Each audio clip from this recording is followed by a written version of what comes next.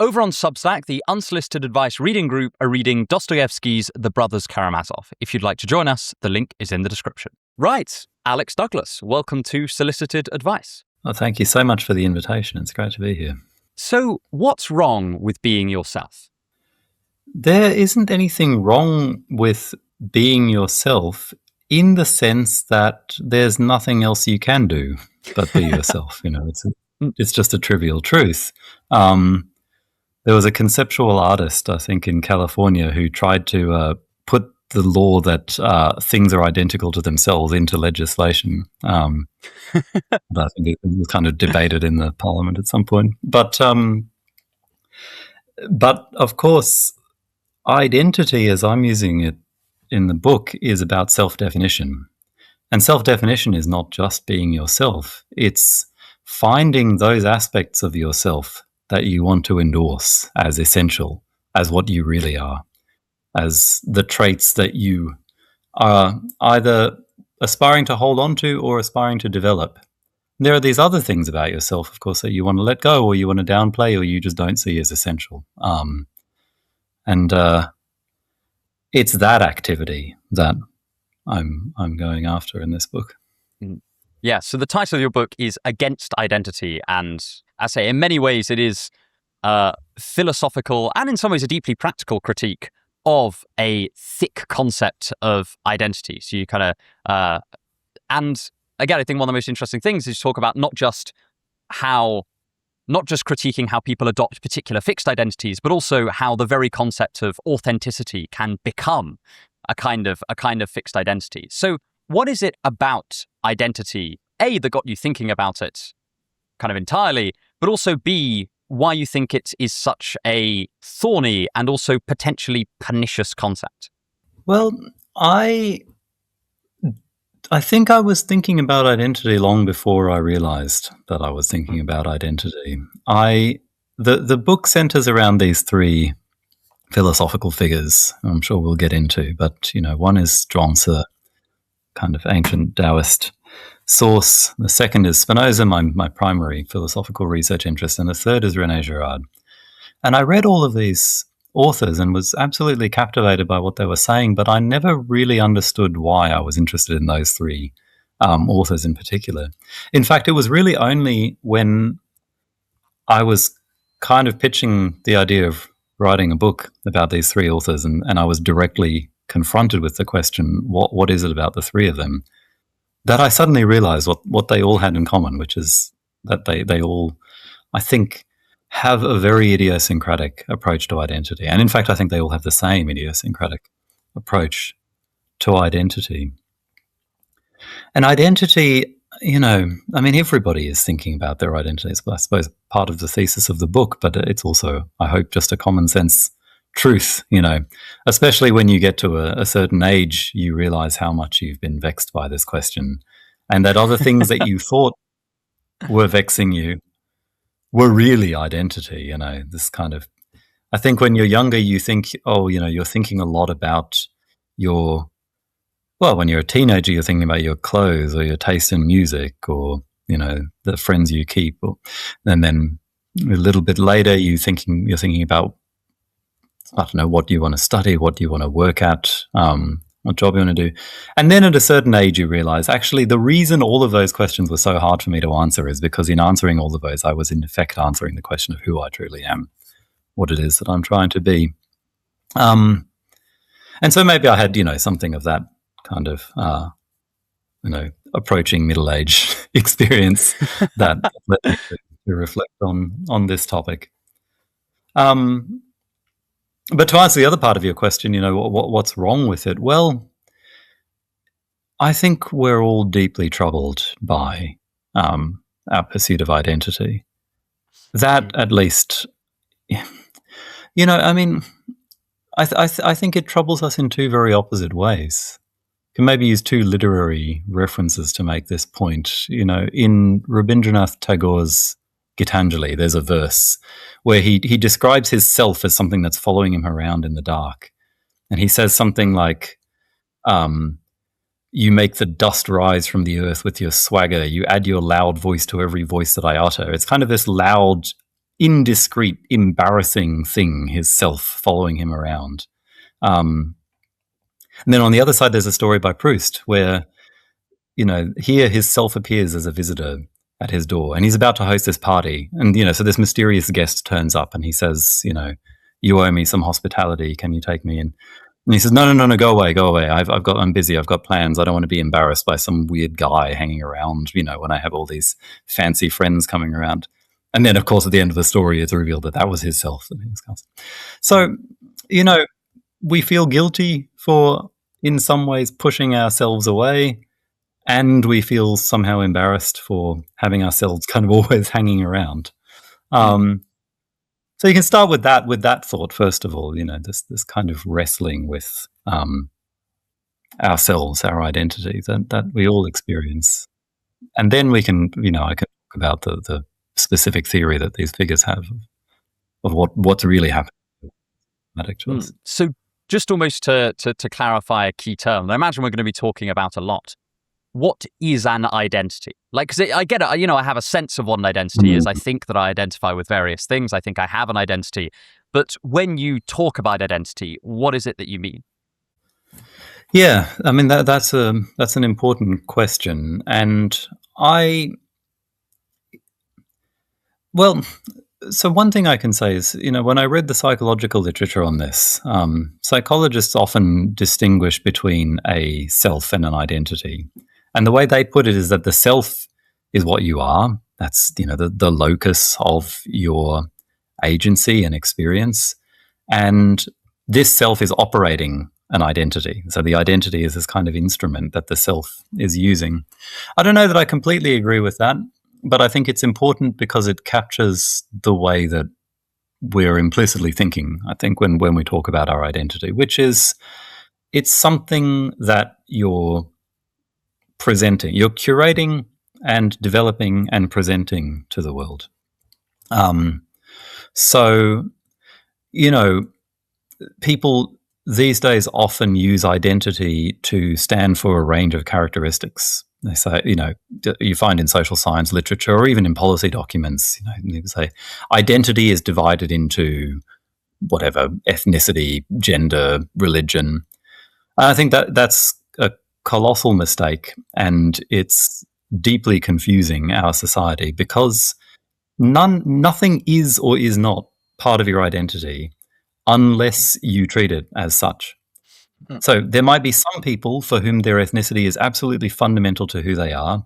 It's what they think about when they interact with other people. It's, what's there in the conversation when they're presenting themselves. But for other people, of course, it won't be. For other people, they might not think about it very much. It might be something that they don't want people to pay attention to. It might be essential. So I'm thinking of identity in that way. It's what you are using as the ongoing, always developing constructed definition, which you're not explicitly giving, like a dictionary definition, but you're kind of wanting people to grasp when they see you and they hear you, interact with you. And as we mentioned before, you kind of take three really key thinkers in your book and how each of them challenge maybe an intuitive or received idea of what an identity is and how we should approach it. Your first one is, I'm going to completely butcher this name. So how is it that you pronounce it? Zhongji? Is that, when I Googled it, that seemed like it was close? That's, I think, close almost to a Cantonese pronunciation. I think Zhuangzi is the way that it's typically pronounced, as if it was modern Mandarin. Although, of course, I should say, people are always embarrassed about the pronunciation of this name. But the truth is we probably have no idea really how it was actually pronounced. So, yeah. But Zhuangzi. Yes. And how does he challenge our sense of identity and how we conceive of identity? How does his view differ from our kind of almost implicit modern one? Well, for one thing, there is a strong sense of rejecting identity in this text. So the Zhuangzi is sort of 3rd, 4th BC third, fourth century BC text, which is probably written by multiple authors, and there's the central figure in it, Zhuangzi, who is this kind of very protean, mysterious, but not mysterious in a Sphinx-like way. Mysterious as a sort of comedy figure who nobody can quite pin down. So that the figure of Zhuangzi itself, I guess, it is a comment on identity. And there's a very early statement in the text that says, in effect, the true person or the authentic person or the sage maybe has no identity, is without identity. There's an aspiration to, on one hand, so there's on one hand there's something very familiar to us, I think, from our kind of, for at least from modern Western culture, which is a rejection of this previous Confucian ideal where you should conform to your role. So Zhuangzi is, initially attacking the idea of conforming to predefined social roles, that men of a certain class should act a certain way, that rulers should act a certain way, that subjects should act in a certain way, that women, mothers, should act in a certain way, etc. And normally when we hear that, we immediately leap to the idea of authenticity. So, you shouldn't be, just whatever your parents tell you a good son or daughter or child should be. You should be yourself, your true self. And what's intriguing with Zhuangzi is that he doesn't say that. He says we should reject these role identities, but not for the sake of embracing some truer kind of natural, authentic identity, but for the sake of just trying to dispense with identity altogether. What that means, is puzzling. It can't mean just sort of being a void, being an absence. Although, this passage that I'm quoting where he says that the authentic person, or the true person or whatever, is without identity. The character for without there, is the character for absence. So it's sort of absent identity. So I have, various ideas about what that might mean and how that can be made coherent. And how does this kind of manifest in the kind of tales of the text? Well, yeah, so there are lots and lots of stories. So the book is, by and large, a compilation of stories. And so I think there are a few that stand out to me. There's one in particular that I pick up on because I think that it is very powerful in correcting what might easily come to mind, an understanding that might, misunderstanding really, that might easily develop from reading the text. And this is the story of the gardener. So there's a figure called Sugong who's one of Confucius's students. And he goes out and he sees this gardener watering plants by hand. And he tells them about these wonderful machines, just like our own age. People kind of, he's like tech enthusiast, except the tech at that time is just a sort of watering can with multiple spouts. So you can water multiple plants at the same time. And the gardener says, I don't want to use a machine because my heart will then become machine-like. But effectively, it seems like the gardener is saying, I don't want to just sort of follow what everybody else is doing. I don't want to do things, in this kind of newfangled trending way. That's one way you could read the story. And Sugong is very troubled by that. And then the gardener finds out that Sugong is a follower of Confucius, and he says, you people will never understand. You go around kind of trying to impose these values onto people, these views, and you have no real understanding. And then says things that sort of sound very Zhuangzist, sound very Taoist. He talks about the kind of art of restoring your natural purity and your wholeness and withdrawing from judgments, things like this. So Sugong is very challenged by this.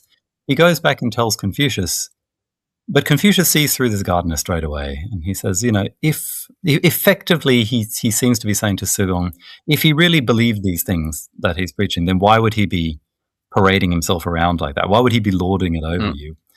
In effect, think what this shows is the paradox of kind of trying to have an ideal of not having an identity, of not following, not only not following others, but not doing what the Confucians do and trying to kind of curate and cultivate a self, just becomes a different kind of identity for the gardener. So how do you avoid that? You know, how can you sort of reject self-curating practice without that becoming a self-curating? Yeah, it reminds me of this meme. I don't know if you've come across it, where somebody's attempting to meditate, and they're like, right, I'm going to try and trying to clear my mind of kind of self-aggrandizing or self-judging concepts. I'm just going to try and focus on the breath, and then midway through, when all of the distractions have faded, a little voice at the back of their head says, "Wow, you're so good at this." And like, I don't know if you've come across, like, I feel like it's almost become a meme where there's like a the person that who's like really into spirituality and will be like, "Hey man, like I all this, you just gotta let go of all of this identity stuff, man. You should be," and it's like, but at the same time they'll have all of the trappings of this like new ageist identity on them as well. And it reminded when I was reading your kind of retelling of the gardener parable in the book, it reminded me of kind of, wow, this really is like a timeless phenomenon of kind of spiritual enlightenment becoming its own kind of like trapping. Are there any examples in the text of what this freedom from identity would kind of look like? Because as you say, it seems like it's not just void, it's not just like total passivity, but what is it that it ends up being? Yeah, I think that this is difficult, and there are so many of these paradoxical moments in the Zhuangzi where you have these figures espousing the ideals, but then it goes wrong. Like usually just because they've espoused them. The gardener is not the only time that this happens. And therefore, it's very difficult for the text to actually show you, because, well, I mean, the Zhuangzi, the earliest version we have of the text comes with a commentary by a much later figure, Guoshang, and Guoshang was particularly interested in this idea of footprints, so following the footprints of others, I'm picking up on this because this idea of imitation is very important to the story I think these three figures tell about identity. I think what all three of them say is that there is no non-imitated identity. That whatever notions we entertain of ourselves, we have to have got them from somewhere. We kind of got them from introspection because if you're trying to construct yourself, it's circular to look to yourself to know what you should construct. So we have no choice but to emulate these exemplars around us. And Confucian ethics is all about imitation of appropriate exemplars.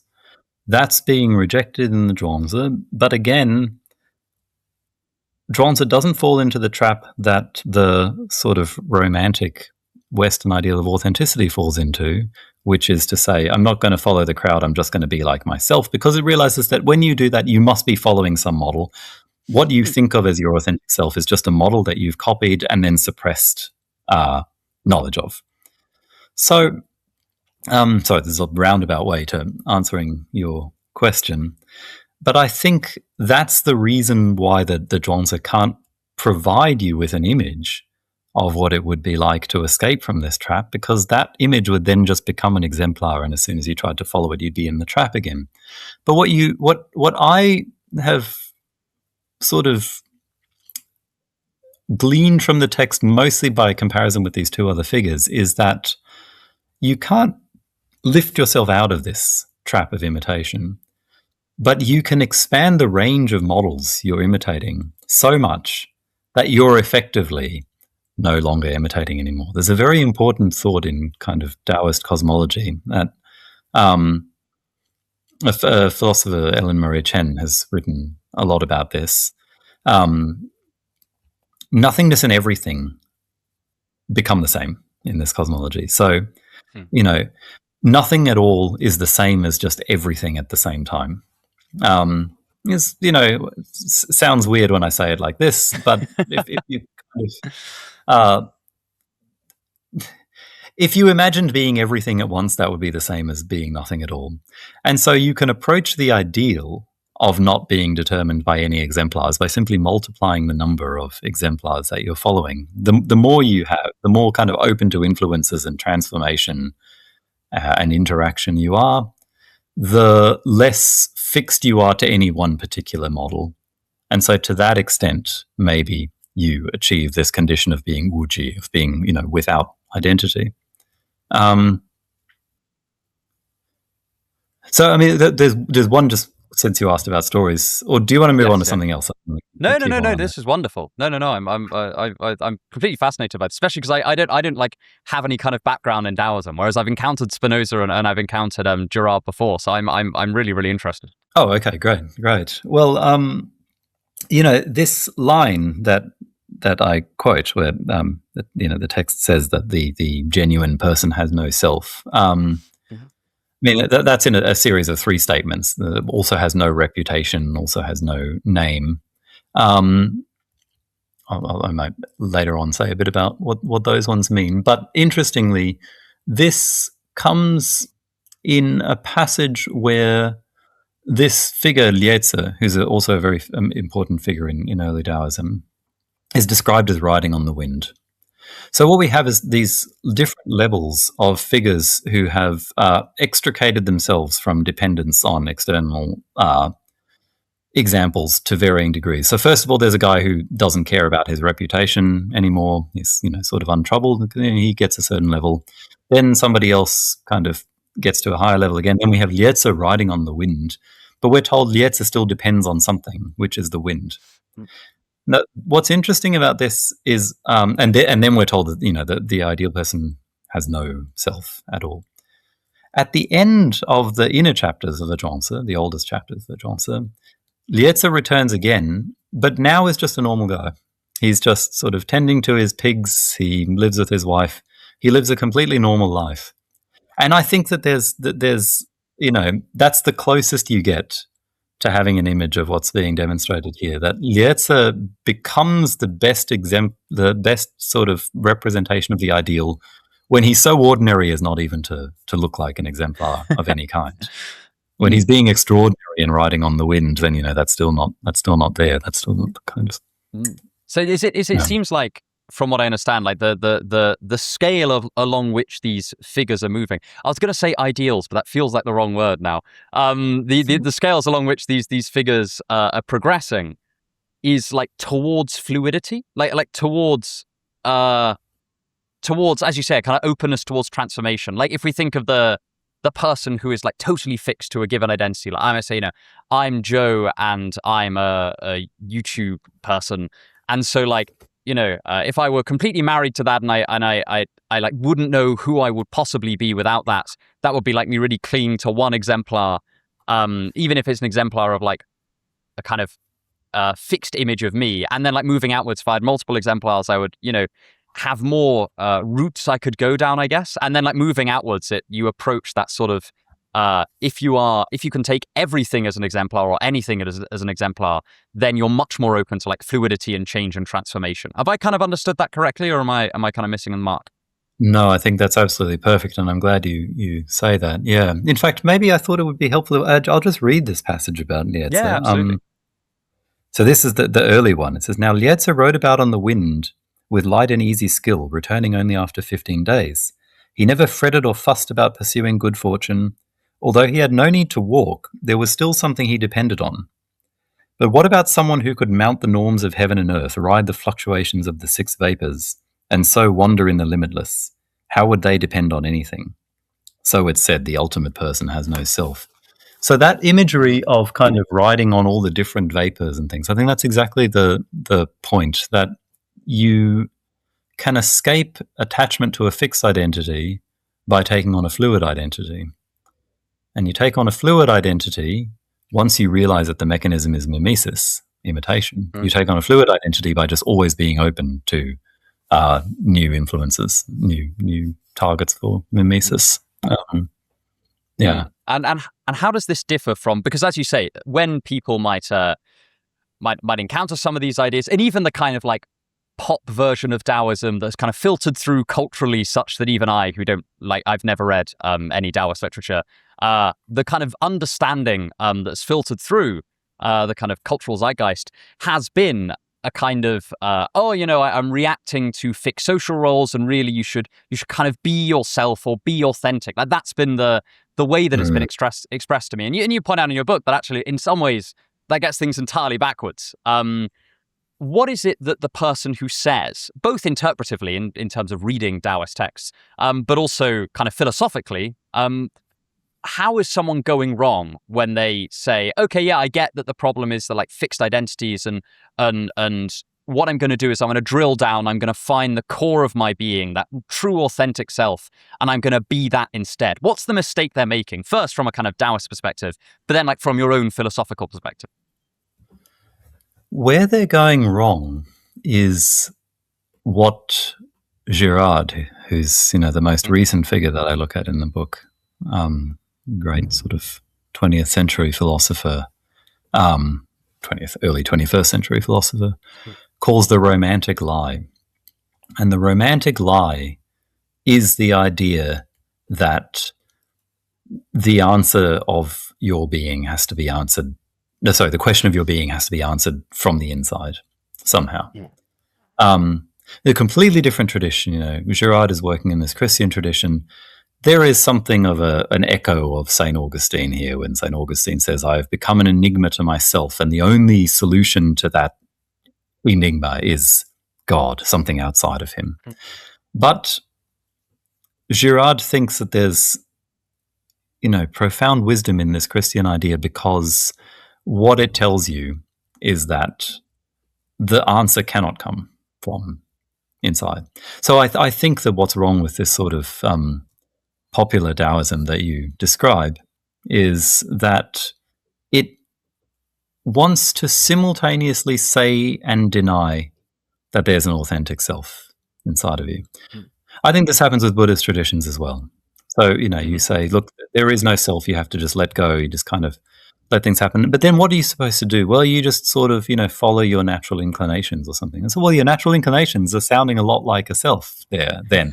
If there's something inside you to follow, then isn't that an identity? Isn't that, isn't that just some kind of essential core that you're drilling down to? It's when it comes to giving the answer that this self, this internal thing always kind of reemerges as this this kind of resurrected, defeated enemy. So I think that the great insight that you have from figures like Girard, I think that it helps to read Zhuangzi, especially with the commentary of Guosheng, in a very different way, which is, no, there is no internal contradiction here. There is no just, terrible paradox that people often run into. The mistake was to think that whatever the answer is has to come from inside the agent. And that, I think, is just the mistake of the gardener. The gardener is out there on his own, sort of being authentic, or, resisting identity, resisting imitation, all on his own. I don't think that's possible. I think what you have to do is escape into others. The answer has to come from outside of you, from others around you. And maybe that's why Lietze at the end is just living this normal life where he's, interacting with lots of people and probably influenced in lots of ways, influenced by his pigs, his wife, and, the town around him. Absolutely. And sort of not, is the idea that he's not taking any one of those and saying, this is me. He's sort of remaining open to Exactly. this that kind of external influence. He's not setting up a division between this true thing inside or the thing that is me and the thing that is not me. He's kind of remaining, remaining potential, I guess. Would that be an okay way of putting it? I think that's right. Yeah, I think that's right. And, this is something that people are deeply uncomfortable with, because in our culture, I think it's often taken to be disingenuous. And there certainly is a disingenuous version of it, somebody who's just everything to everyone. They're like this in one situation and they're completely different in another situation. And to a certain extent, I think that is sort of the ideal that seems to be presented here in the Zhuangzi. One of the main concerns is conflict. And people are led into conflict when they get vexed about retaining loyalty to their authentic notion of themselves, even when that's not very compatible or consistent with the situation that they're in, or especially when it's threatened or when they're confused about it. So, if you could just kind of relax about that. But, it's worth acknowledging the discomfort that this idea causes when you look at it seriously. Hans-Georg Müller and Paul D'Ambrosio have this book called Genuine Pretending, which is their way of trying to make sense of the Taoist idea, which is, they're kind of endorsing the disingenuousness, but saying that there's a deeper genuineness in what seems disingenuous, of just kind of presenting yourself in different ways, adopting different roles in different parts of your life. And I guess the genuineness is that we all do this even when we think we don't. So, yeah, Lieta is probably, to his wife, he's a husband. To his pigs, he's, the leader, or I don't know, however you're supposed to conduct yourself towards pigs. And the only time this becomes really problematic is when we feel the need to reconcile all of these. When we feel overzealous in trying to render these all into a consistent and unified narrative. That's just not what we really are. Is there, or because I remember reading those passages towards the end of that chapter of your book, and thinking about things like identity as sort of a social technology, right? One of the things identity, for better and for worse, or maybe just for worse, is good at is rallying groups of people around a single set of ideas and getting stuff done. And I did wonder about maybe, so imagine that I was. Or imagine I know this was Star Wars or something, and I was like under the boot of an evil empire, like just kind of an unambiguously evil empire, and they were oppressing kind of me and my people. It might seem like ethically prudent at the very least to band together in a kind of shared identity in order to kind of facilitate resisting this kind of evil Darth Vader-esque force. Is there like room for that in Zhangzhou, or is that kind of still not consistent with this philosophy? Well, that's a great question, and maybe that's a good opportunity for me to bring in Spinoza, who I haven't said so much about. But the idea that I kind of toy with Spinoza, Spinoza was writing in the 17th century. He's right at the beginning of this modern idea of authenticity, I think. So the historical idea that I kind of play with is that this idea of authenticity really comes about by accident. What happens is, initially we have what some people call the sincerity ethos, which is the Confucian ideal, really. So people are supposed to conform to their particular roles. Social order breaks down if people stop acting like what they are. So, priests have to be like priests, aristocrats have to be like aristocrats, peasants have to be like peasants. And then, of course, in early modern literature, say Shakespeare and things, you have all these pictures of how much chaos ensues when people start presenting themselves as things that they aren't. Men are always dressing up as women. And then you have this, this chillingly mysterious line from Iago in Othello, I am not what I am. The ultimate fear, I think, of that period. And so then you get this idea of authenticity where you say, okay, it's not just that you have to play the role of the thing you are. You have to actually be the thing you are.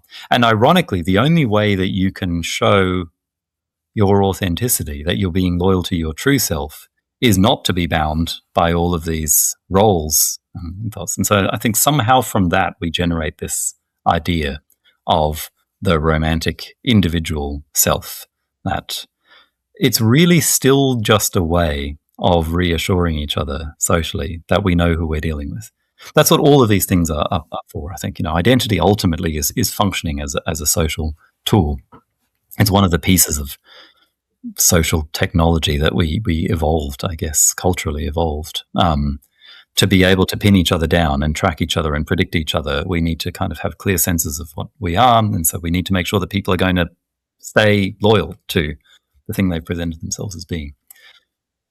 So now I'm thinking about your question, which is fantastic. It's so interesting. It is true that, I mean, so that is a very useful social tool. Even the development of, in your example, the oppressive regime. Presumably, the oppressive regime was probably serving some purpose when it emerged. Maybe it was a good way of kind of breaking down rivalries and interpersonal conflicts and uniting people into and then, like these things always do, it just goes too far and it starts to outlive its purpose, become harmful instead, net harmful. And so, yeah, likewise, the kind of emergence of resistance. Spinoza actually says this. He says that the same force that brings a state into existence is the force that generates a rebellion against the state. And in every case, it's this combination of identity and mimesis. Because we learn our identities from each other, you can just develop these networks where people are all conforming to a certain way of being. And so you can see how that generates a rebellion in just the same way that, the first person to stand up to the oppressive regime makes other people realize that they can do the same thing. Although, where did that person get the idea for standing up to the oppressive regime? Maybe they're imitating the regime in itself. They're emulating something of the violence that is visited on them. That's why violent regimes are so unstable, I think. They set the example of violence to those who would use violence against them. So, yes, I think that can happen. But of course, the danger in every case is that once this thing becomes fixed and rigid and entrenched, it outlives its purpose. Whatever liberating effect it was having is soon replaced by the very opposite. And that was something you said you'd talked about Spinoza near the beginning of that, in terms of how he was because in some ways I thought Spinoza was quite a person well placed to think about these sorts of things, because he himself dwells in this like incredible mishmash of identities, such that it's kind of no wonder that he ends up making strides in that area. Yeah, absolutely. In fact, I was one thing that is well known about Spinoza is that he was kicked out of the Jewish community of Amsterdam. So the Jewish community of Amsterdam was, of course, already a displaced community. The Jewish communities who had escaped the Inquisition and similar things from other parts of Europe, mostly. And then Spinoza is cast out from that cast-out community at a very young age, 23, I think. And so, of course, questions about his own identity. And given that he was living in an age where identity and religion were so intimately bound, what somebody was, if you wanted the real question of what somebody was, beyond their class affiliations and what language they spoke and everything, their religion is the thing that would tell you. And he was the one person possibly in the whole of Western Europe who did not belong to any established church, because he was kicked out of the synagogue, and yet he was never officially brought into any Christian church. He hung around with some, but he was never brought into some. But what I learned from reading Rebecca Goldstein's biography is that it goes even deeper than that, because the Jewish community in which Spinoza was raised was itself terribly vexed by questions of identity. One of the biggest debates in the community was about whether being Jewish is a religious identity, a doctrinal identity, or an ethnic identity. Whether it matters more to follow the Torah, to live according to the laws, or to have the right parentage. And other sorts of versions of it. So I thought, this is incredible, because even before Spinoza's big identity crisis, he was kind of born into a community that was itself experiencing an identity crisis. And what did obviously Spinoza's, writing in a context where he seems so well placed to make observations about identity. What did he end up saying, and how does it kind of build on the stuff we're just talking about in a Taoist context? Yeah, I think so. I have to tease it out of Spinoza a little bit, but I do think it's there, this idea that our identity is always emulated. So Spinoza said, there's enough in the text to show that he must think this, even though he doesn't say it directly. He says a lot about emulation. he says a lot about the fact that we desire things because others desire them. And this is very important because Spinoza says that desire is our essence. The essence of a person is their desire. Sometimes he makes it sound like we just have this essential desire programmed into us, but I think that those passages are very misleading because, again, Spinoza says you can't. The mind can't know itself just directly. It can only know itself, he says, insofar as it's affected by other things around it. You can only know yourself insofar as you're influenced by other things, and so you never have access to yourself directly to just know what your desires are. So your desires are inevitably signaled to you by others around you. And since your desire ultimately defines what you are, I think he's thinking of, desire in this very broad sense of like what you're aspiring to, what you're really after, what you're all about in life. That's all your desire. This is what gives you your identity. And we emulate that from others.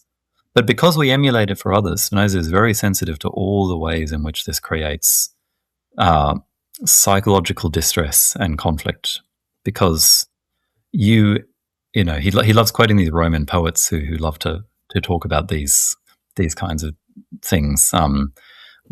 He quotes Ovid, Ovid's in the Amores. He has this figure of this man who's trying to encourage. It's very much the kind of thing you have in René Girard as well. I don't think Girard ever talks about it, or he probably does, because as we were talking about before this started, Girard an article about almost everything somewhere or other. But yeah. So the example is in the Amores. There's this man who's trying to encourage his friend to be more protective of his love interest, even though the author is himself a rival, because he says, "I need the rivalry to sustain my love. I need you to keep loving this this girl, so that my own love can continue to be." So Spinoza is, aware of all this. So what we end up doing is wanting to have rivals, because we're emulating our desires, whether we know it or not, from somebody else. So one thing that we're emulating is the very property of being emulated. And so we want to have that property as well. So we want others to emulate us.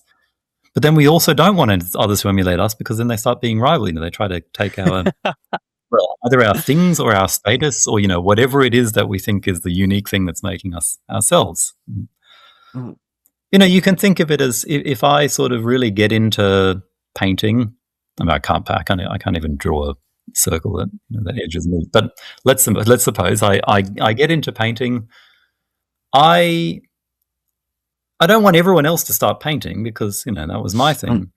On the other hand, if nobody else starts painting, then I start to feel a bit silly. Like, well, maybe nobody seems to kind of respect or care about the thing that I'm into.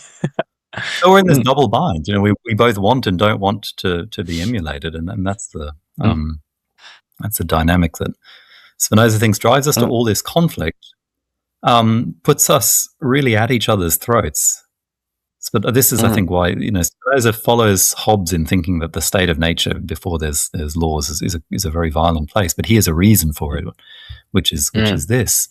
But the same tendency then leads us to, as we were discussing earlier, develop these social structures, these hierarchies, that can then kind of act as institutional controls on our rivalry.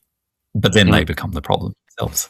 Yes, yeah. No, it's interesting you said that. I sometimes think about, I have occasionally meet people that have acquaintances or friends who are like really, really into one particular thinker, and it's often quite an obscure thinker. It might be maybe not like massively obscure, but like somebody who's you wouldn't like know if you just talked to someone on the street. Like I have a friend who's really into Polanyi, right? He just loves Polanyi, and he's great. He loves talking about Polanyi. And I remember once asking him, like, being honest, would you really like it if suddenly, like, everyone, like, Polanyi was a household name to people who aren't into philosophy, in the same way that, like, the average person on the street knows who, like, Nietzsche is or knows who Socrates is. Like, they will have heard these names. And he, like, kind of took a, it was just at the pub, and, like, he took a moment and then was like, you know what, I think I'd have really mixed feelings about it. Like, on the one hand, he'd find it very flattering. He'd be like, yeah, like, I think this thinker's amazing, and, like, all of a sudden everyone else does as well. Like, this is really, really cool. But on the other hand, he's a very like an admirably self-knowing guy. he was like, yeah, I think that in some ways I'd be really like, like I used to be able to tell people about Polanyi, and that used to be like a thing that I could say, God, like look at this thinker who, even within philosophy, not everyone has gone and read some Polanyi. Isn't this fantastic? And people would be like, yeah, like thanks for introducing me to this guy. So yeah, I don't know. It just reminded me of that as an example of like he both wants other people to emulate him in this interest, and at the same time kind of doesn't. He'd like it to remain something special. Hope he doesn't mind me saying this. He's a lovely guy. Oh, but it's all of us. No, that's a beautiful example. Yeah. That's all of us more than we care to admit, I think. Oh, absolutely. Yeah. And it's you talk about this. I think it's the word. Is it ambition? The word that Spinoza uses to kind of characterize this.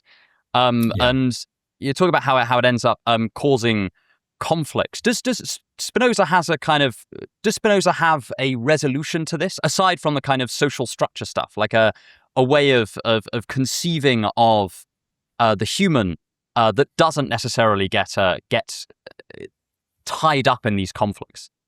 He has two, and one I think is easy to understand and probably doesn't work very well. The other is extremely hard to understand and is very much like the Zhuangzi. At least this is what I think. So most Spinoza scholars would agree with me on the first. Not very many will follow me on the second. But the first is, yes, because it's a kind of arbitrary matter, really, what we take to be the model we're emulating. Spinoza suggests that we can sort of rationally construct a model for ourselves. And if we can design it so that it's something where even if we all follow it, that's not a problem. So, if I design a model, if I have a model where, I want to be the richest man in the world, well, that's just not going to work. So other people will emulate me. And, but if I if I follow a model as he has it, where I just want to be very rational and live a decent life and have as much knowledge as possible, then Spinoza says it actually helps when others emulate me, because the pursuit of knowledge by others is if anything, a help to me in my own pursuit of knowledge, which is a nice ideal. And the reason I don't think it works very well, I think, is actually very nicely illustrated by your story. I feel like I want knowledge. I just want to learn about Spinoza, but I don't love the idea of everybody investing as much time in learning about Spinoza. Well, it wouldn't help my book sales, but and I think that it's Spinoza maybe at this point underestimates how ingenious we are at creating rivalries. Well, what he needed to do was work in a university. We can create rivalries out of things that really should not give rise to rivalries. We're just much better at that than I think this ideal acknowledges. So then he has this second one, which is his idea of what he calls blessedness and beatitude. And this, I think, is really like the transformative identity that you have in Zhuangzi. It's hard to tease this out of the text of Spinoza, which is probably why a lot of Spinoza scholars don't agree with me. But one crucial piece of evidence for this is Spinoza says through most of the Ethics, his big philosophical masterpiece, that the highest thing we aspire to is acquiescence in ourselves, acquiescentia in se ipso. That when we sort of stop being vexed about what we are and can just sort of be satisfied in what we are. But then in the fifth part, when he's talking about this notion of beatitude, it suddenly switches to not, the self part drops out altogether. He just starts talking about acquiescence of soul. And because there are no articles in Latin, we don't know whether he means acquiescence of your soul or the soul or just a soul. Mm. But the point, I think, the important thing, I think, is that the idea of self has dropped out. We have just acquiescentia animi, acquiescence of mind or of soul. And this, I think, is a condition of escaping fixed identity. That's how I see it. Spinoza has this, famously strange cosmology where everything is really God. Yes. And I don't think he means everything is a part of God. I think he means everything, each and everything is just God. This is a very, very hard idea to wrap your head around. But once you have that notion, if you think of that as a thing you're trying to, take God as your exemplar, this God that is each and everything. Well, how can you be like something that's like each and everything? Well, the closest you can come is to be as fluid and flexible and multifarious in your own identity as you're able to manage. Yes, yeah, and it's really interesting. In some ways, it's reading this. It struck me that there was quite an interesting correspondence between what it seems like you could get out of this, very potential infused kind of conception or self-conception, in as much as it remains a non-self-conception almost, and what it seems like people are often searching for with a fixed identity, which is like a kind of pressure release almost. Like when I think about it reminds me, you talk later in the book about Jean-Paul Sartre and alluding to the idea of being condemned to be free. This idea of like Sartre's idea of bad faith is often, at least in his examples, escaping into a fixed identity in order to relieve the pressure of like making decisions, like kind of creating your values in making your decisions. And it struck me that that interestingly, it seems like what people want to get out of a fixed identity is often something like that, right? Like I don't have to think about like I can just be this thing, and I don't have to deal with the kind of the potential moving forward. And ironically, it seems like when you were describing Spinoza's idea of acquiescence and beatitude, it seems like that is actually achieving what the person who's kind of like cramming themselves into a totally fixed identity is attempting to achieve. It seems to be like, more plausibly actually achieved in this kind of embrace of fluidity. I think so. Yeah. I think that's very interesting. I mean, Sartre said this haunting thing that humanity is a useless passion. And the useless passion, he thinks, is this longing that we have to be God. And what we long to be specifically is God's infinity, God's kind of ability to transcend any one particular thing, whereas, we're always limited. And because we're limited, we have a choice. We have to choose what it is that we are, Sartre says. And I guess, the existentialist tradition, Kierkegaard has as well this image that we build ourselves as this kind of edifice, but we also know that we could knock that building over and build another one at any time. And so we can never feel entirely secure in any identity that we achieve. I think the existentialist tradition tries to get out of this by embracing what they think is this profound freedom, this ability to create yourself ex nihilo.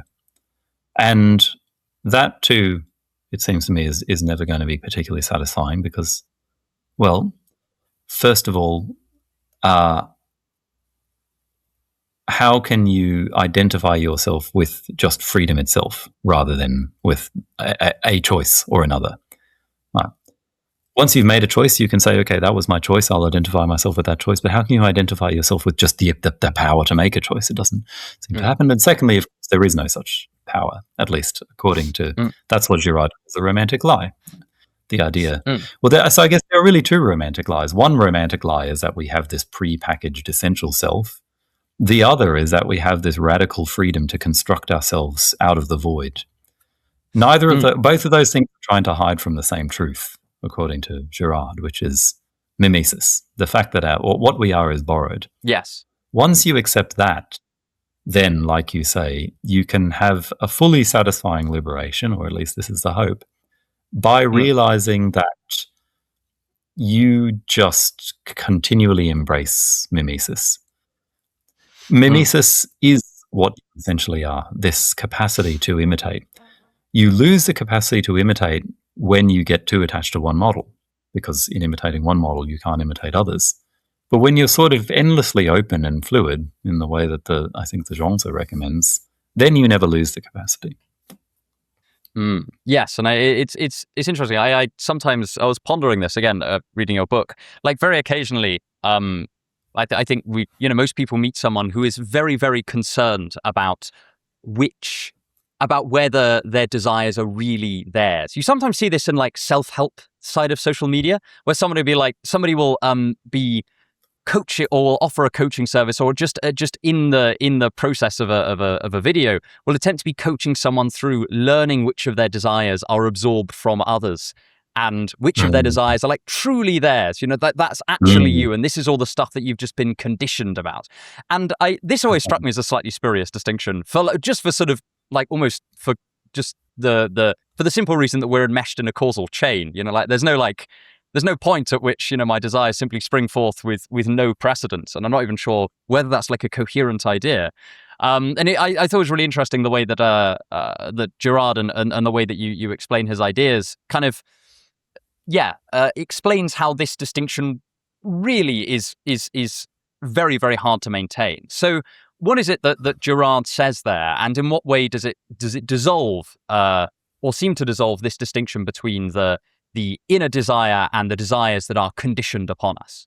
Well, I guess Girard thinks that the distinction that we make between the desires that are really ours and the desires that are imposed on us itself has to come from somewhere.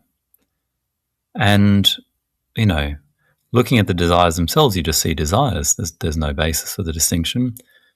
So you have to have some notion already of what it is that you are and say, okay, which desires are in accordance with this essential, true me, and which ones seem to be imposed upon me. And then again, we get to the question of, okay, but where did you get this idea of your true self? The idea that we're sort of pre-programmed with this runs into the problem that I'm not at all denying that, we're born with all sorts of characteristics. There's no question about that. But we don't use every characteristic that we're born with to define us. So where's the map, that tells us what the crucial landmarks are, which ones are? Even an analogy I thought of is you go to a foreign city and you don't want to just be a tourist and do the touristy things. But on the other hand, you can't just go to every building in the city. So you're going to have to choose. What can you possibly do besides look at the buildings that other people have gone to? And I guess, it's the same thing when you're selecting from this vast, complex tapestry of characteristics that we're all born with. It has to have been pointed out to you from the outside in some way or other. And just to kind of clarify, so for those in the audience, like a mimetic desire is a desire that we kind of catch off someone else. So they either by imitating their desire or by trying to imitate their identity. I suppose a couple of questions just on this point. First of all, why does Girard think that we do this? Because he has why specifically does he think that we're so keen on adopting other people's identities? Because on the face of it, I can understand why. I think that often is the thing that confuses people. Because I can understand, all of my friends start desiring a particular car. I'm gonna think, yeah, there's probably something about that car that's good, or they all start watching a particular director. I'm like, yeah, probably that director's got something in them, right? So many people like them. There's probably a quality in the director that's worth investigating. But it seems to me like the really interesting thing about Girard's thesis is how we're not just trying to that in many ways we're not doing that. We're not inferring that there's something good about this thing because it's being desired. We're actually, in a much more substantial sense, trying to take on the identity of the desirer. So I suppose, first of all, why does Girard think that we want to do that? And secondly, how does this, much like Spinoza's idea of both wanting to be the emulator and emulated, both wanting to emulate others and wanting to be emulated yourself, how does this lead us into quite unfortunate conflicts? Yeah, so there's a lot there. I think that I'm glad you asked that, because I think this is one of the most misunderstood things about Girard, that people read it in this very implausible way, that he just has this psychological hunch that people imitate each other's desires.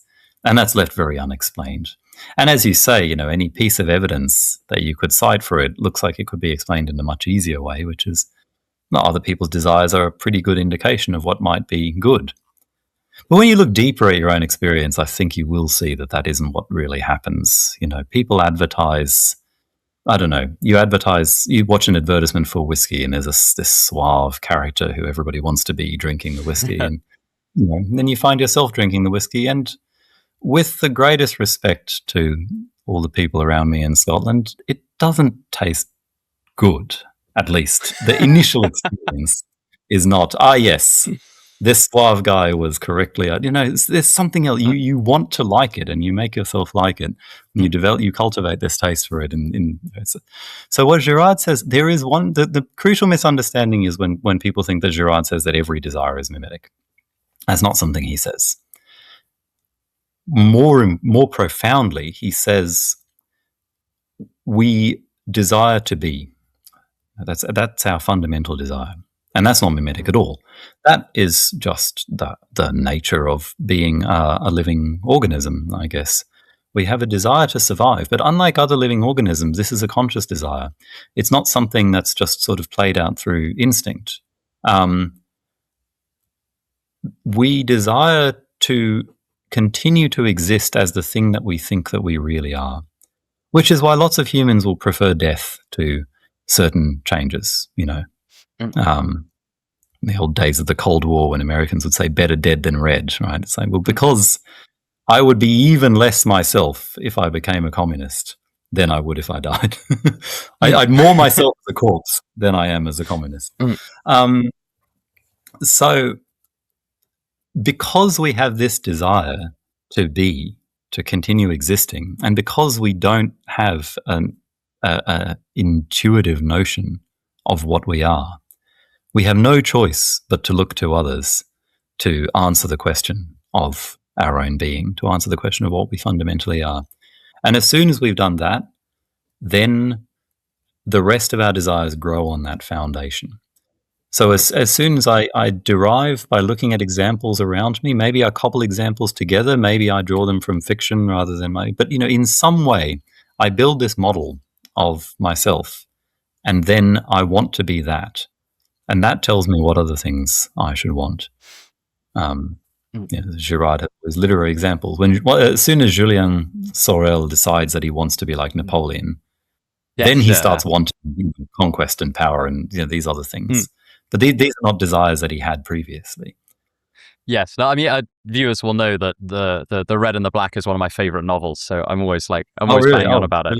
It's just I think it's such a good example because almost every desire that Sorel has over the course of the entire novel just is mimetic, and it's just below the surface enough that when Girard makes this point, you're like, oh my god, of course, this is when he's spoiler alert, sleeping with Madame de Renal, that too is a kind of mimesis. He's conquering her husband and thus achieving a kind of a sort of coveted social status. He's emulating somebody he wants to be, and likewise, later on with Mademoiselle de la Mole, it's a very similar thing, right? He's taking the stance of the other nobles that have kind of spat on him and looked down on him by being the lover of a noblewoman. It's interesting. I remember reading Deceit, Desire in the novel, and that being the moment where I was like, oh yeah, that is so what's happening in Stendhal's books.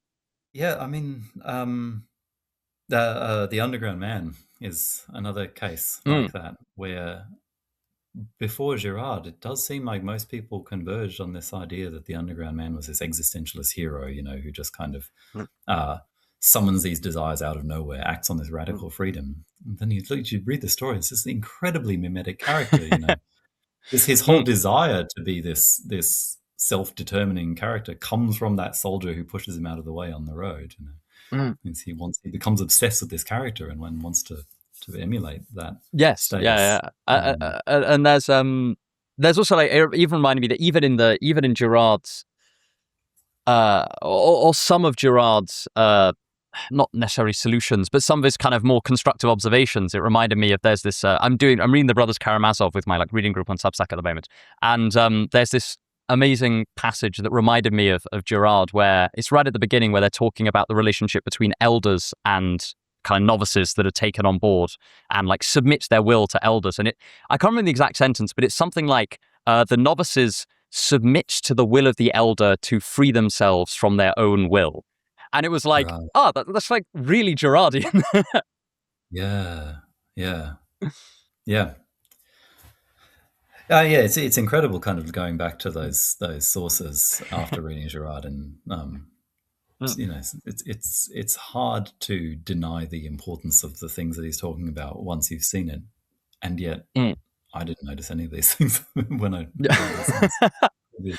And obviously, this is mimetic desire has a big role in Girard's theory of conflict and how it comes about, and ultimately, hopefully, or less prettily, how conflict gets resolved. So, how is it that these mimetic desires eventually lead to us, falling out with one another? Let's say they lead to rivalry in the same way that I described with Spinoza, basically, except that Girard puts it in terms of mimetic rivals want the same things. Their desires converge on the same objects. And I think it's very important that because desire is mimetic, the objects really don't have to be tangible at all. So sometimes there are these crude criticisms of Girard as if he thinks that everybody is kind of trying to grab the same orange or something. And so why don't we just grow more oranges? But, it's mimetic desire creates objects of particular kinds. Girard says this multiple times. And, one of the best examples is prestige. Prestige is an object that comes into existence because of mimetic desire. In the UK, we both know that there are the first class seats on the train. They're exactly the same. They're just at the front of the train. But they're prestige objects because everybody pays more for them. And you get a wine or food or something, but it's usually not really worth it. But it's a prestige object. There are these. So the idea that that mass production or something can resolve these conflicts, Girard dispenses with, because mass-produced, easily accessible objects decrease in value to exactly the proportion that they're readily accessible. Because desire is tied to rivalry. It's not just a consequence. Rivalry is not just a consequence of desire. Rivalry is the sort of engine of desire. So we can't really help but be led into conflict. And so when Girard moves into his anthropological stage after developing this theory of mimetic desire, he asks, how then do societies hold together at all? Why are they not torn apart by these rivalries? Especially because, mimesis also intensifies conflict. So you only need to get a little bit of conflict out of the rivalry before somebody might do something slightly hostile. It doesn't have to be very hostile. So, we have two people kind of in a rivalry to be the best dressed person in their workplace. Sooner or later, one of them will try to take the other one down by making an insulting comment. They'll do something. But because we're mimetic, we will then retaliate. And then when we retaliate, the other will retaliate. And then you have an escalation of conflict. So you have a very powerful engine to... And of course, because we're mimetic, other people will get pulled into the conflict as well. You see this all the time. So how do societies not get torn apart? And this is where Girard has this. A friend of mine described it as hauntingly plausible theory. That the reason why, and from my reading, I've seen this confirmed by at least most anthropologists, even now. Most societies, archaic societies, did seem to practice human sacrifice. It is a very hard thing to understand because archaic societies, each life is so incredibly valuable. It's so hard even for somebody even to survive past early childhood and population decline is such a real threat all the time. And yet you have societies wasting their apparently wasting one most precious resource. What's happening there? Girard's theory is that when conflict emerges, because people are mimetic, if everybody starts to slightly imitate each other's choice of rival, sooner or later everyone will have the same rival, except for that one unfortunate person. And then that person can be eliminated, and temporarily rivalry seems to go away. Right, that's Girard's mechanism for the resolution of conflict, which I didn't talk about very much in my book, but it's very relevant, I think, to the question of identity, because Girard thinks that this lies at the foundation of all human institutions. Terrifying thought, but the more Girard you read, the harder it is to not see this everywhere. Right? So if this lies at the heart of all of our institutions, it means that we have effectively selected for the ability over countless generations. We've culturally selected for the ability to not be chosen as that victim. And so that means we all have to be extremely vigilant, because how do victims get chosen? Right? Girard has lots of things to say about this. He has a list of what he calls stereotypes of persecution. Basically, somebody has to in some way stand out from the crowd for the crowd to be able to justify all converging on the same enemy or rival. It doesn't have to be a very plausible story that this one person is responsible for all the ills of society, but there has to be at least some basis for that judgment. So you don't want that judgment to be made of you, which means that we become hyper-conscious of what our identity is in the eyes of others. I think that's where this sort of hyper-vigilance about identity that troubles all of us comes from. Yes, yeah. And then, and it's interesting. First of all, I find the scapegoat mechanism generally very fascinating. I think sometimes it's you find historical examples of this that are weirdly self-conscious. Like there's the ostracism.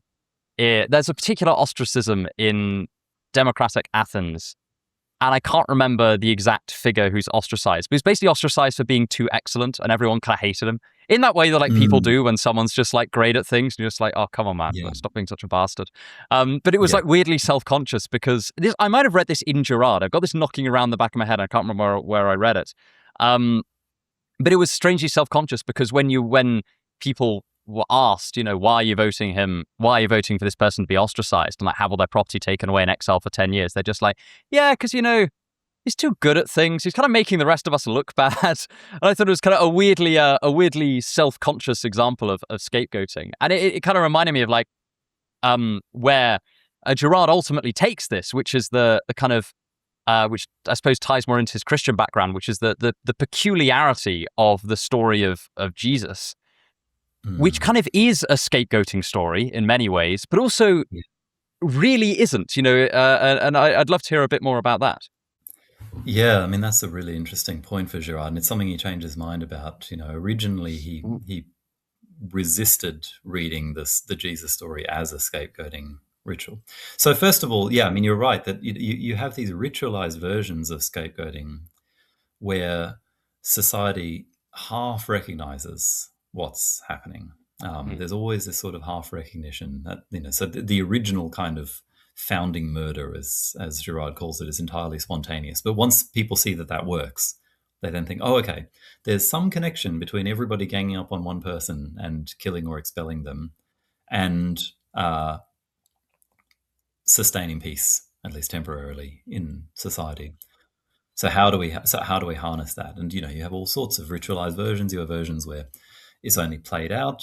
You have versions where the victim is substituted at the last moment for an animal, or sometimes even a vegetable or an object. This is why Girard thinks sacrifice rituals don't always involve human victims, but the original victim was a human.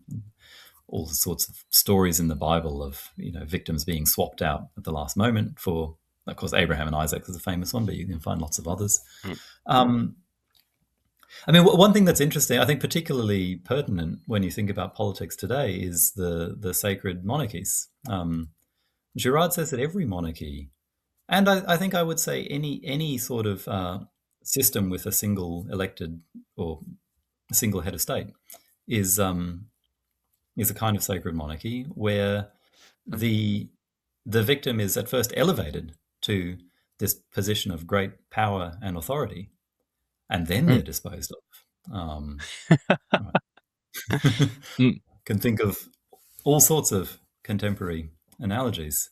And also the way that, if you sign up to be the leader of a country this day, you're just asking to be despised, and society is now licensed in having no limit to how much hatred and aggression they throw towards that individual. It is. So someone should write a Girardian theory of recent prime ministers' approval ratings, where they all go like a slight uptick when they come into office and then immediately plummet. Yeah, I don't know. And I think it is I interrupted. Yeah, no, it's very Girardi in that it's a safe outlet. If you're kind of at a dinner party and you don't know people very well, people do bond over criticism. Well, who do you know you can almost certainly get away with criticizing without there being any social, obstacles in the way? It's never indecorous to just shit all over the prime minister. So there's always that person, if no one else. So the Jesus story, Girard thinks, is where the scapegoat mechanism is fully revealed for what it is. And it's fully revealed for what it is because that's the first recorded myth we have where it's just unambiguously clear that the victim is innocent of everything they're being accused. Jesus says, they hated me without a cause. And is very, very explicit what's happening. Caiaphas says to Pilate, it's better that one person die than for the whole community to be threatened. So very explicit, revealing the scapegoat. But Girard acknowledges that even so, even though the mechanism is revealed, Christianity as practiced is still a kind of scapegoating ritual. That's what a view that he comes to later on in his life, that there is still a lot of catharsis that happens when pageants, flog an effigy of Jesus walking down the street. It would be, you would be missing something very fundamental about how Christianity actually functions if you thought that its only function was to reveal the scapegoat mechanism rather than to try to exploit it. Yes, yeah. And I think sometimes people kind of, again, maybe because of the pop version of Girard that kind of filters through, that like Girard is saying that no, Christianity as it currently exists is the answer to scapegoating. And that doesn't seem to, that's not certainly the interpretation I have of him at all. It seems like in many ways you're saying, like this has the potential to make us conscious of our own scapegoat mechanism, and that could. But it is by no means like a done deal. This isn't just like if everyone became Christian, everything would all be fine. Right. No. Yeah, absolutely not. But Girard does have this optimistic view of history where he thinks that not in a linear way and very slowly, the world is moving towards a respect for victims, a kind of turning away from scapegoating. That's very hard. That's very hard to see. But some followers of Girard have taken this up. One interesting aspect of it is the number of victims that you have in recent kind of attempts to activate the scapegoat mechanism, genocides, and things like that. It's self-revealing of how weak the mechanism has become, because you start with one victim and it just doesn't have the effect. And so you start bringing in more victims and it still doesn't have the effect. And that's why, these modern kind of pogroms and massacres always spiral the way that they do. So it's a funny kind of optimism that Girard has. And it's listening to that, people might think that, okay, yeah, Girard's got this kind of this solution or potential solution to this ongoing spiral of mimetic rivalry, but it seems like it's unavoidably Christian in nature. And I think that you point out that's not necessarily the case. Like it's not that if you believe Girard, you've the only answer here is kind of Christianity as we currently understand it. There's something you talk about Girard's particular conception of what Jesus is and how he functions in his ultimate non-scapegoaty solution to mimetic rivalry. Yeah, I think that's important because Girard, I suppose he saw his role as being simply to reveal the truth of the gospel. And so once he had kind of exposed the mechanism or shown how the gospels expose the scapegoat mechanism, he didn't think he had to do any more than that. It was kind of God's job past that point, or the job of Jesus to actually get us away from this mechanism. But, and Girard thought that we faced this very, very terrifying crossroads in history where, although I said he was optimistic in the sense that he thinks that society is gradually turning away from the scapegoat mechanism, it's not necessarily a good thing because the scapegoat mechanism was what was protecting us from our own rivalry and violence. So the less that mechanism works, the more we're exposed to our own violence. There is a possibility that we could learn to escape from mimetic rivalry in some other way. But Girard never really said very much about what that other way would be, except, of course, being the Christian that he was, that we should follow Jesus. So that's what I start from. And then I think, okay, but what is it about Jesus that we're following? And why is having Jesus as a mimetic model different from having anybody else as a mimetic model? There's, of course, something that Girard has been criticized for, that if we have Jesus as our mimetic model, are we not just converging on another quite exclusive model? Does that not exclude non-Christians? Does that not lead us into rivalry with each other to be the best Christian? Of course, we see these things playing out in the church all the time. So my thought was, the very few things that Girard has to say about Jesus suggest that what's important about Jesus is precisely that he doesn't have any recognizable identity, that he welcomes everybody. He says this profound thing about what you do to the least of these, you do to me. He has an identity that somehow includes includes everyone who's excluded. He's like the Russell set of identity.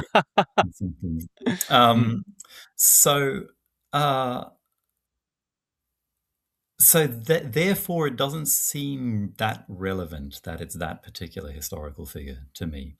I know that I'm on very kind of controversial ground in saying this, and other Girardians will, of course, question this. But I think that there are other figures invoked in other traditions that play the same sort of role. And I guess because I made a comparison with Zhuangzi and Spinoza, neither of whom are I'm certainly not Zhuangzi, but Spinoza is kind of half a Christian in some ways, but not the way that Girard is. I think that there's a thought here that can be in some ways detached from the figure of the historical figure of Christ. Yes, yeah. So kind of a moving. Is it that you think that kind of Girard saw what he saw in Christ was actually an example of a sort of almost archetype that is far wider and thus can be a bit more all-encompassing? I think so. Yeah, I think so. Because precisely for the reason that if Christ was a distinct model with a particular identity, then it just couldn't the figure just couldn't possibly serve the function that Girard wants it to serve, which is to lead us away from mimesis and emulation and rivalry and division and conflict. So yeah, that's what I think. And I should say that Girard, towards the end of his life, he did write this book, Sacrifice, about some of the Hindu stories where he seemed to recognize that there are these figures like Purusha who might have the same characteristic.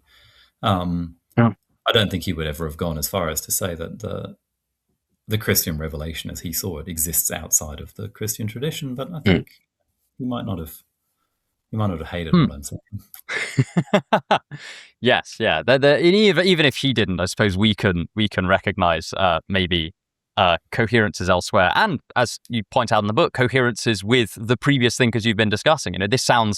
This interpretation of Girard ends up sounding a lot like Spinoza's beatitude and Zhongzhi's very, very fluid, that the perfect person has no identity kind of view on things. Each seems to be, as you put it, kind of escaping the traps both of identity and of like getting caught in rivalries with other people's identities.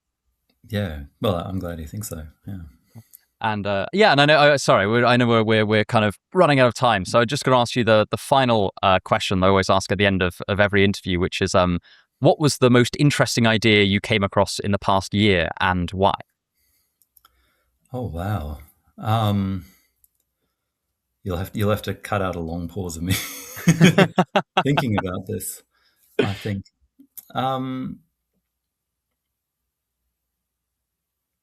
So one thing that I found recently that absolutely fascinated me was that the phrase "the end of history" was used by the Spanish Indian priest Raymond Panikkar several years before Francis Fukuyama, to mean something entirely different. So Panikkar has this idea that our entire sort of self-anthropology as a culture is defined by history. It's, this notion of history and development and progress, and that we were reaching an age where this would just no longer make sense. This way of thinking about the world would just no longer make sense. It says, we can think back to a time when humans didn't think in this historical way, but we can't return to that because that was before we had science and technology and all of these things that give this incredible linearity to our experience of the world. But science and technology weren't going to work in that way anymore, and so we were entering this post-historical age. That's something I'd like to think more about, read more about. Yeah, amazing. No, that sounds absolutely fascinating. Also, it's always wonderful when somebody on that final question gives something, talks about something completely different to the rest of the topic of the interview. Because sometimes people will say like, "Oh, it's what we've just been talking about." That's always great, but I love just like ending the interview with something like entirely different that's incredibly exciting and now I want to go and look at. Good. Yeah, I was trying to avoid just saying, "Well, it's my idea about it." But thank you so much for coming on again. This has been an absolutely wonderful conversation. Your book will be down in the description as well as your Substack, and everyone should go check those out. They're absolutely wonderful. In fact, your book is so good that I've actually bought copies for friends. So I've not just got one. I bought 3, and I've given them to 2 of my friends who I thought would find the book particularly fascinating and helpful. Thank you so much for coming on. Oh, well, thank you for inviting me. It's been a great conversation.